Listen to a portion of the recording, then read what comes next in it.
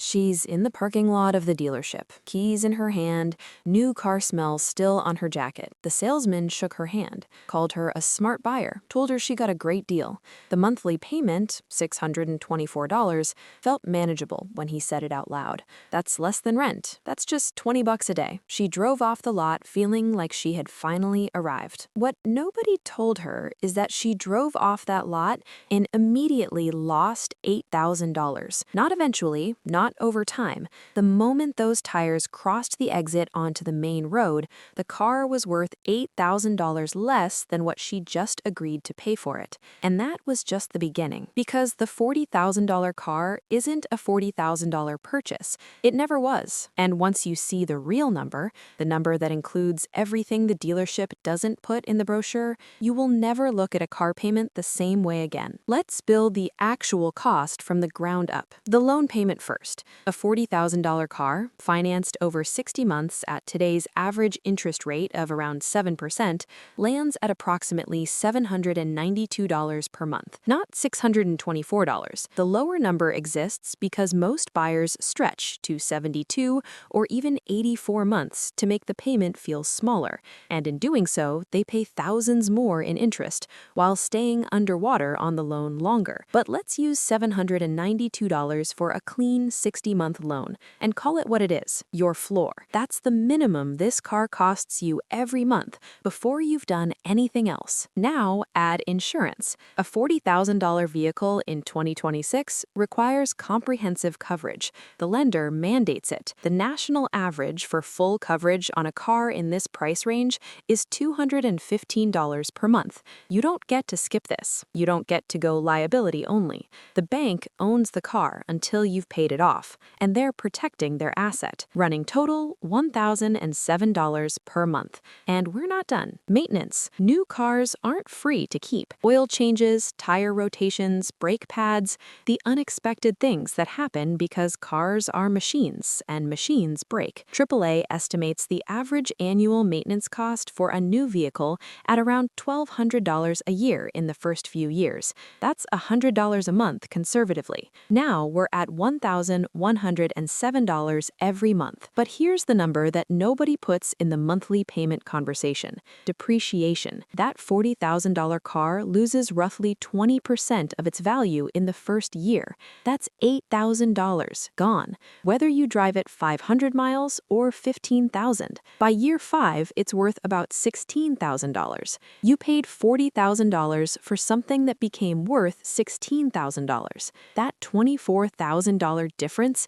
is real money leaving your life, just slowly enough that it doesn't feel like a single loss. Spread over 60 months, depreciation costs you $400 per month. Added up, loan payment, insurance, maintenance, depreciation, the true monthly cost of a $40,000 car is approximately $1,500 every single month. And yet, this is the part that genuinely breaks the brain. None of those numbers appear anywhere in the dealership. The salesman talks about the monthly payment. The finance manager talks about APR. Nobody in that building is legally required to tell you the total cost of ownership.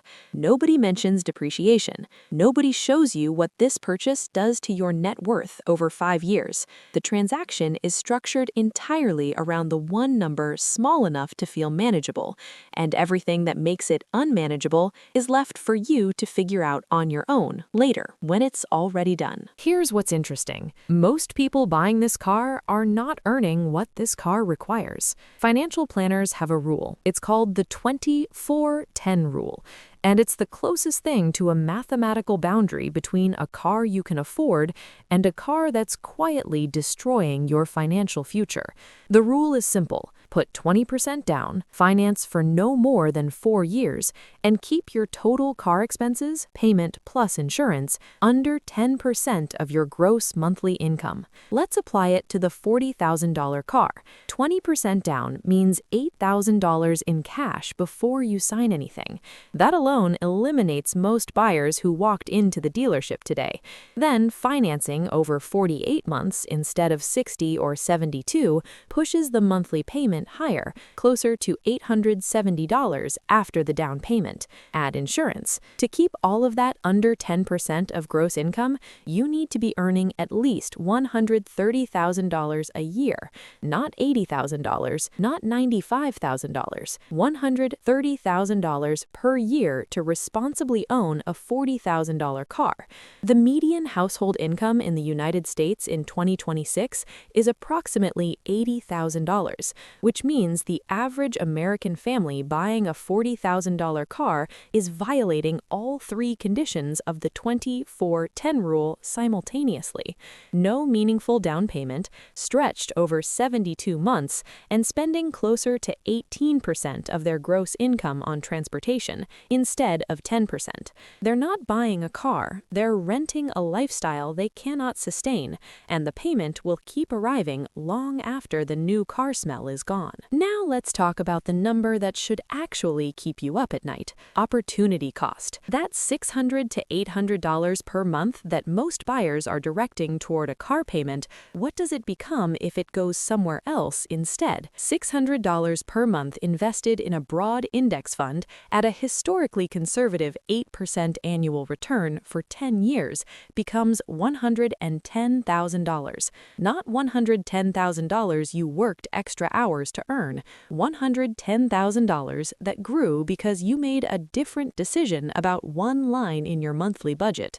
That is the real price of the $40,000 car. Not $40,000, not even the $47,000 you'll pay with interest. The real price is $110,000 in wealth you quietly handed back to the universe by choosing the payment over the portfolio. Behavioral economists call this the consumption trap, the point where a purchase that feels like a reward actually functions as a ceiling on your financial growth. You feel like you've earned something. What you've actually done is trade your future flexibility for a depreciating asset that will be worth $16,000 by the time you finish paying for it.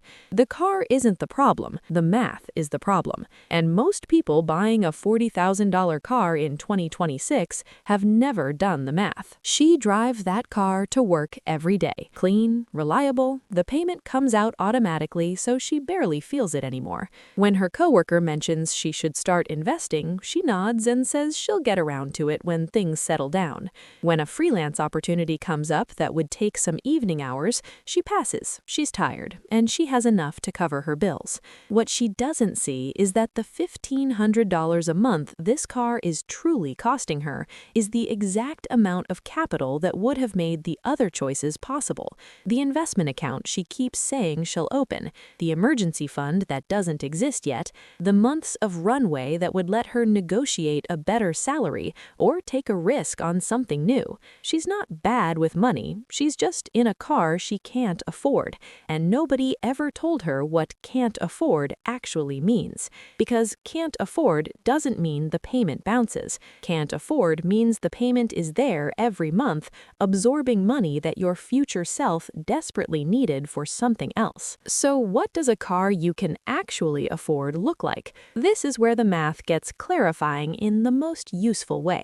If you earn $65,000 a year, about $5,400 gross, the 10% rule puts your total car budget, payment plus insurance, at $540 per month. That's it. To stay inside that number with insurance factored in, you're looking at a car in the $18,000 to $22,000 range, a reliable used vehicle, 2 or 3 years old, where the first buyer already absorbed the steepest depreciation hit on your behalf. That car gets you to work just as reliably. It parks in the same spaces. It gets you through the rain, through the highway, through the school pickup line. What it doesn't do is quietly drain $1,500 a month from the financial foundation you're trying to build. Research from Vanguard on long-term wealth accumulation consistently shows that transportation costs are the single largest variable expense separating people who build wealth from people who don't. More significant than food, more significant than entertainment, more significant even than housing in many cases. Not because cars are uniquely evil, but because car purchases are the category where people most consistently spend based on emotion and then rationalize with math that doesn't hold up. up. The feeling of the new car, the smell of it, the way it looks in the driveway. These are real things. Behavioral economists don't dismiss them, but they come with a price that doesn't show up on the sticker. Here's the question worth sitting with. If someone told you clearly and directly that the car you're about to buy would cost you $110,000 in wealth over the next decade, not the sticker price, not the total interest, but the compounded opportunity cost of that monthly payment,